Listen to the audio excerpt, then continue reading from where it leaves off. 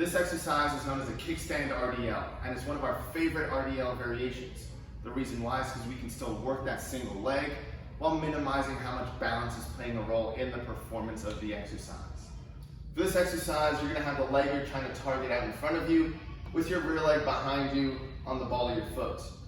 This rear leg is going to act as a kickstand, and we're going to have most of the weight on the leg in front of us. From here, what we're going to do is we'll hold the weight in the opposite hand as the leg we're trying to load, and before we hinge at the hips and fold over, what we're going to do is point our zipper towards our big toe and just shift into that front leg. Relax that knee, and just from here you should be feeling a little inner thigh engage and a little pressure on the outside of your hip. From here we're going to fold at the hips or hinge at the hips, bring that weight down, thinking of having it land over the center of that front foot. Exhale, push those hips forwards and come back up to standing. So inhale, again you're shifted, fold at the hips, exhale, you're shooting the hips forwards.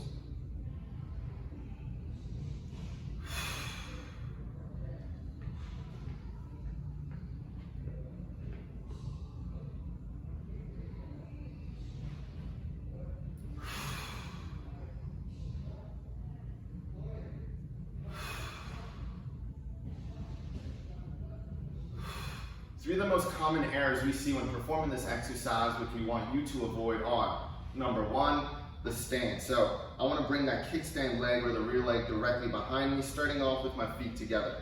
You should have a narrow base as opposed to bringing it out to the side, which is going to limit how far you can hinge and rotate with the weight.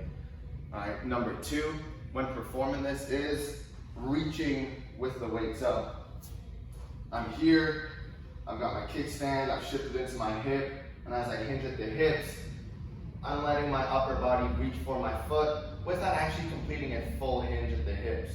What I want to do is just kind of keep my shoulder held back. I'm thinking of my arm acting as an anchor and my hip shifting back as I'm performing this exercise. So again, it's not this. We're looking for a shift as the arm stays anchored.